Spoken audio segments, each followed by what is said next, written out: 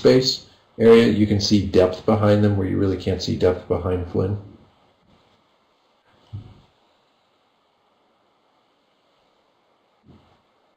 And now look what she does. She transfers the area of interest. She becomes a group with Flynn, right? So she's like this free agent walking back and forth between these 2/3 of the screen, drawing our eye with her as she goes. And if you look at, again, the shape of Maximus, he's basically forming an arrow that points right down to this grouping. And again, their eye line draws you right back to Maximus. Okay, so then she pulls them up. And interestingly, though, look, they don't touch, right? They remain two separate groups. Okay, now this, story-wise, is very interesting because what she's trying to do, she's trying to pull Maximus onto believing their side of the story, right? So visually, they are representing the fact that he hasn't joined their way of thinking yet because they're not touching, okay? So again, look, his eyes are right there on the third. You know, he's slightly offset. Nice composition there. Okay, here's the tension. Now everybody's on their own, right? Everybody's on their own, but Rapunzel and Flynn are grouped a little bit closer together. So visually, you have this tension between a single object and the double object. Here they're actually overlapping a little bit, or maybe they're just hiding behind the line. But okay, the physical distance here is you know, a metaphor, of course, for the fact that he's still rejecting them. It's really nice how, again, the screen is basically broken into thirds at this point, where you've got an empty third and you've got a full third on either side.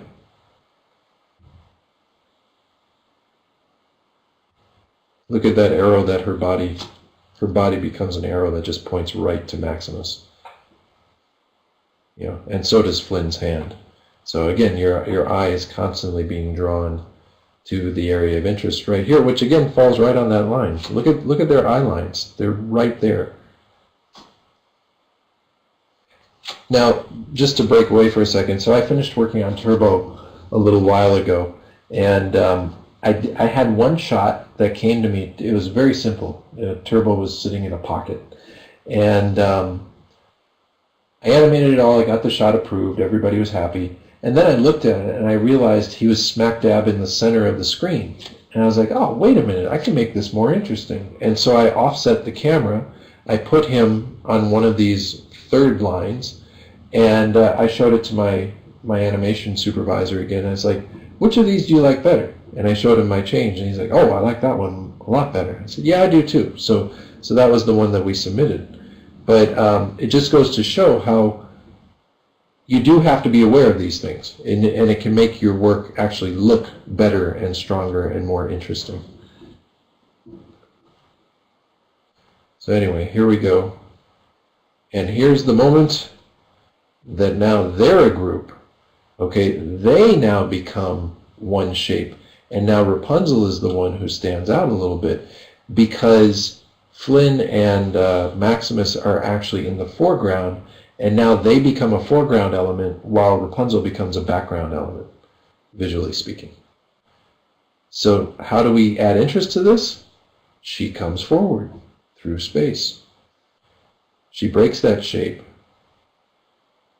but she adds, up to this point, they were operating on that one horizontal picture plane. Right? Everything that they were doing was in this one horizontal picture plane until the very end, and she breaks that picture plane and she comes forward through space. Again, adding visual interest to the shot. And that's it. Okay, so hopefully you guys saw how that's used. It's a very, very cool technique, something that everybody can use to great advantage if they're aware of it. And that's really the trick, is being aware of what's possible. Any questions on that?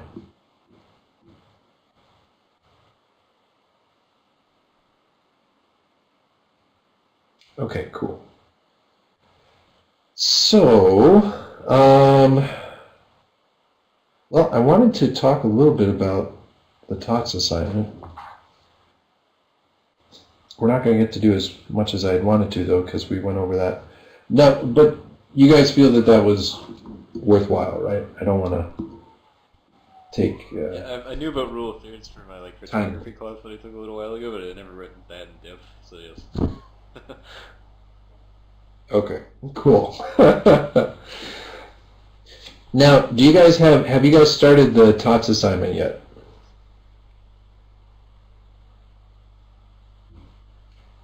Not yet? Okay. Hey, I just realized there's 4 of you guys here. Before you all leave, I said I was going to take the vote today, so I'm going to take the vote today. What's the final consensus on? Are we just leaving the class as it is, or do you guys want Tuesday to become a review day instead of a Q&A day? I'm for the switch. Okay, that's 1 vote for the switch. We got 1. Everybody has to vote because there's 4 of you. So the other 2. I'm fine with whatever. You can't do that. that instantly ruins the whole 4 votes. All right, we'll put 1 maybe. Christian, how are you? All right, we've got 2 for the switch, 1 maybe. Not a maybe. I'll go off what other people say. Christian, how about you? Now wait, you wrote to me already. You want to keep it the way it is. No switch. All right, guys. For me, I was thinking, would you have more time to go over the reviews on? Because I know you said you're pretty busy on Saturdays right now. Well, yeah. I mean, I'm not. Wouldn't it be easier to do? I'm just looking at it like wouldn't it be easier to do the QA on Tuesday where you know, or sorry, on Saturday when you know like what you're gonna do, and then Tuesday you do the reviews with everybody. So if you need more time, you have that extra time. Well, that was the idea that that's why I put it forward in the first place. Was because I don't know. Basically, people have not been submitting their work, and I want you guys to submit your work so that we can get these things reviewed. So I'm trying to make it as easy for you guys as possible. But if there's just extenuating circumstances and people are just busy, so that's why they're not submitting their work, then I can't change that.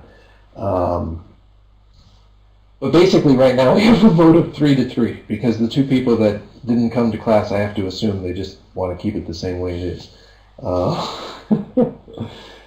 So I said with 3-3, we're just going to keep it the same. Is that okay with people? Sure. All right. So we're going to keep it the same. I'm sorry if it makes it rough for anybody else. Now remember, if you guys can't show for whatever reason, if you can't show on Sunday, we can go over stuff on Tuesday. It's just going to cut into any other discussions we might have. Okay, but I do want to be able to review your work with you so that you guys can learn, because I think that's where most of the learning comes from. Yeah, so I guess we'll leave it at that.